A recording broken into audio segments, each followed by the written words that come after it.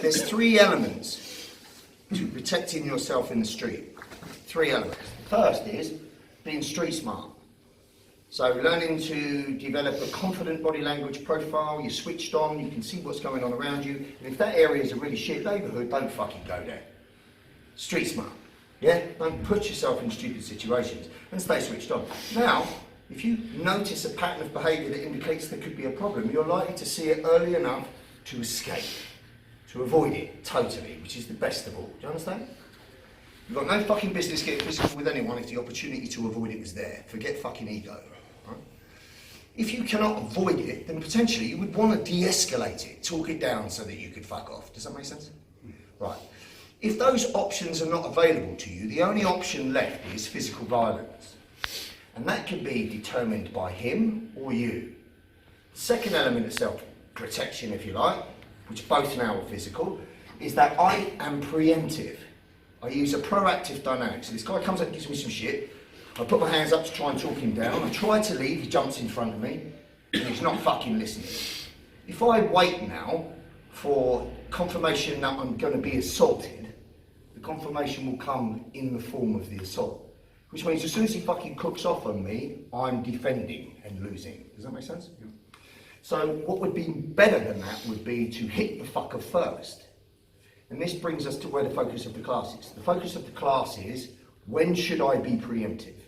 And how should I be preemptive? So simply, preemptive means do something before he fucking does something. Does that make sense? I want to smash him in the fucking head and ideally knock him the fuck out. If that's not knocked him out, as soon as I hit him, I'm going to grab him and hit him again and again and again until he's done. So I'm going to take initiative before he does, and I'm going to exploit initiative. Right? The third element of self-defense is counter-offense. This is where all Krav Maga classes start, or in the main. The person's attacking you. So one, you didn't see it coming because you're fucking a switched off dummy walking down the road texting on your phone. And 2, the person now has encroached upon you in a physically violent sense before you've had a chance to even get your hands up. So reactive self-defense is the least favoured. Does that make sense? You should practice for what if you're caught by surprise, because you cannot always be preemptive, never. But ideally you want to be preemptive. So I'm going to give you the examples of when to be preemptive tonight, right? So you are aware, you're switched on enough to recognise that somebody's showing an interest in you and they're approaching you. All violent situations will start one of 2 ways. The most favourable way for a criminal to assault you will be ambush. That is, you're texting on your phone, listening to your fucking iPod, and he just attacks you from the flank. Beats the fucking granny out of you, and when you woke up, you don't even see it. You didn't see nothing. Does that make sense? That's preferred method. That's why you should be aware. Switched on. Condition yellow. The other is, somebody sees you and you see them, and they start the initial pre-fight engagement with some kind of dialogue.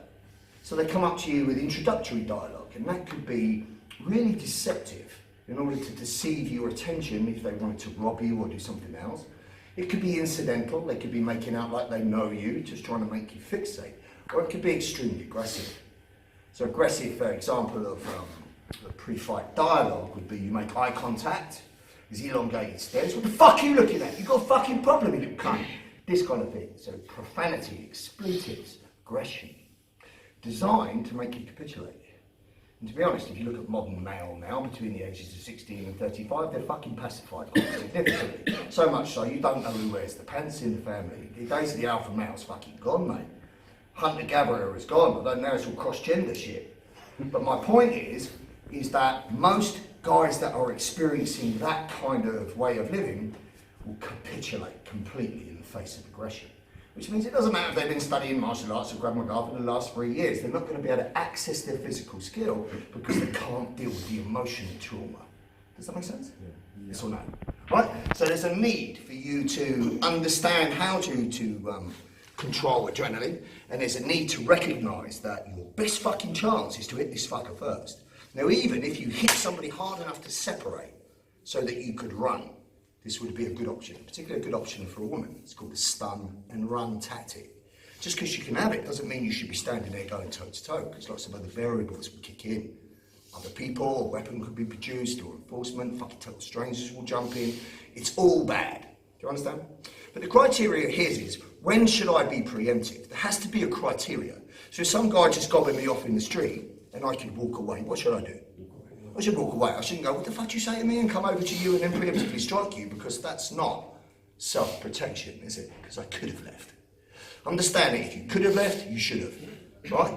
We're working off the context of, he wants to give me a problem, I'm not interested, I go to leave and he very abruptly stops me.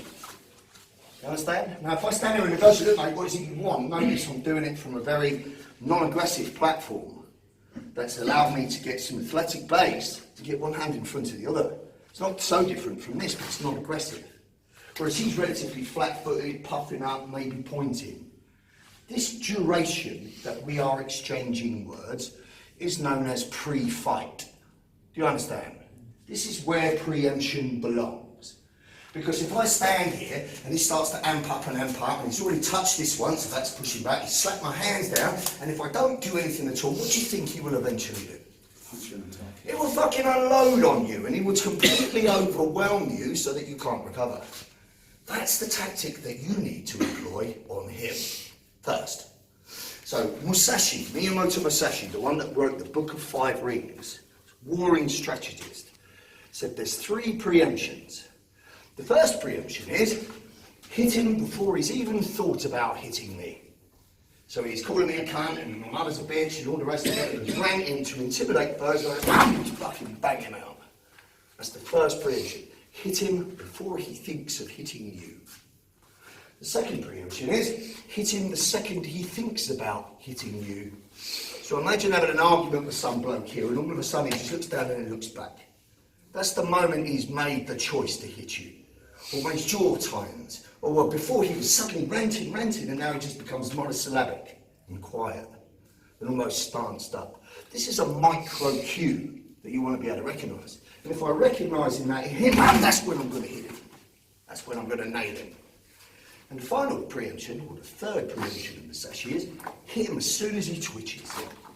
So if he closes his hand, I'm hitting him. If he shifts weight, I'm hitting him. If he furrows his brow, I'm hitting him. If he drops his chin, bang, I'm hitting him. Do you understand? If you wait beyond those 3 opportunities to preempt, you will be defending. Which means he's fucking unloading on you and you've got to reverse the dynamic. Much more difficult. So what people say when they talk about preemptive strikes, yeah, but he's just stood there with his hands down. Well, think about it. How do people come up to people in dialogue and intimidate? They come up to you, don't they, puffing themselves up with energy. If you allow them, they get right close in your face doing this and everything else. Do you see it? You see a clip recently where 2 guys are arguing, and all of a sudden he says something about his kids, then he hits him. It's like 7 minutes into the audio. In 7 minutes, the guy's ranting and giving it all this with his arms down. He's not stanced up like Sugar Ray Leonard, he's here. So of course, if my hands are up, CCTV see this, witnesses see this, what does this say? So you go, look mate, leave me the fuck alone, I'm not interested. And all the time his arms down, amping up. Well, of course his fucking arms are down. He's not stanced up yet. We're not in a fight yet. It's not started yet. Does that make sense? So here would be your opportunity to fucking preempt. And as soon as you preempt, the ideal would be it's man down completely. So on a pad, that looks like as soon as you hit him with good impact, and obviously good impact has got to be present, body weight transference, depth of target, and hit with bad fucking intentions. If it was a good shot, so let's use an example, a palm strike, open-handed strike, and I'm looking to hit with this bone to any bony fucking layer of his body, right, of his head. So if I hit his forehead, that'll shake his brain. If I hit his chin, in the side of the ear or the back of the skull, any hard bony area will give me purchase when I hit it and shake the brain. So understand how a knockout occurs. The hand hits the head hard and fast. The head accelerates. The neck muscles tighten and de-accelerate the head. And because the brain is floating in fluid, it moves a split second later and then crashes inside of the skull. Depending on the force of the strike, it will rebound and continue to crash inside the skull. The body's central nervous system's natural way of protecting you from further head trauma, which is what's occurring now, is to switch on unconsciousness.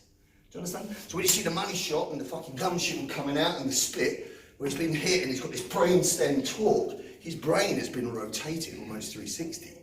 That's what creates the knockout. Do you understand? But if I was there like this in front of him, do you know when I land there? Of course not. So people always say about when they see preemptive strikes shown on a video, yeah, but he stood there with his arms down. Well, that's how it starts. Because if you think about this, the only way to be totally preemptive would be if I walked up to a total stranger and just fucking banged him out, just in case he was thinking about it. But I would never do that because I'd end up in a straitjacket, wouldn't I? Or I'd end up in prison. So the only reason that I'm going to preemptively strike you is because you come up to give me a problem. You wouldn't let me escape because you encroached on my movement and you're not listening to anything I'm saying. Well, what's happening next is he's either going to shift weight and he'll fucking land me with a shot, he's either going to try and access a weapon and stab me, or he's going to grab me and do something. I want to hit him before he does any of that. Does that make sense? So I want to hit him before he even thinks about hitting me, I want to hit him the second he thinks about hitting me, or I want to hit him if I see any change. I'm going to fucking nail him. And notice what I'm doing. As soon as I'm hitting him, I'm reaching for him. I'm reaching to attach to him. The reason I'm doing that is because I'm never going to assume that one shot is enough. I'm never going to hit him, he staggers back, stand and look at my handiwork. Because it could be two types of personality. It could be one that wants to fucking spit out some blood and give up straight away. Or it could be one that wants to spit out some blood and now he wants to fucking kill me. So if I've created initiative here and it's not done the job, I need to continue until it has. Does that make sense? So think about boxing. Reciprocal exchange. His turn, my turn. My turn, his turn. Picture that in your head. Until a boxer maybe gets hurt, you see he's hurt, and then he finishes him. You'll see that in the UFC as well. Whereas street violence is different. Street violence is one-sided, asymmetrical, with an emotional presence. Criminal will come up to you, deceive you with dialogue, and smash you in the head. And grab a hold of you, repeatedly beat you down, and kick and stomp you senseless. Was that a reciprocal exchange? Or was that a one-sided beating? What do you think? Of course it is. One-sided beating is what works. That's why we're using it. So this actual principle of hitting first and continuing your attack so he cannot recover or retaliate comes from criminality. And it's what fucking works. Do you understand? Yes or no? Yep. Right, so we're going to work a couple of drills that are going to relate to a preemptive strike. And we're going to work off the idea that if I hit him, it's not down cold cock. So the idea would be, I hit him, hand down, hit back, and then I'm fucking off. Stun and run. That'd be the idea. But anything in life that can go wrong will go fucking wrong, because life's not real. So what I would get if I hit him in the head, and it just staggered him like this, would be a transitioning target. So I'd hit him, and he'd move, right? Well, I don't want to wait to see which type of personality he is. I need to continue. So the way I'm going to continue, as soon as I've thrown this strike, I'm either going to grab his arm, which replicates grabbing him, or I'm going to strike him and grab him, his clothing, his attire. And it's from there that I'm going to continue again until he is down, and now I'm going to leave. Make sense? Yeah. So what I'm teaching you is something very gross motor. Hitting first, attaching to the subject, and then hitting him again, and again, and again, until he's no longer a problem. Yes? Yeah. It's a principle. And this principle is just proactive and defensive. I'm not squaring up with someone doing a match fight. Do you know what a match fight is? Yeah. Match fight's from your grandfather's generation, and Terry Two's generation, right? Where you go outside and you have a straightener. They don't exist no more, really. So you're either dealing with an ambush, he's attacking you, or you're recognising there's a problem building up and you act first. That's what we're going to work first.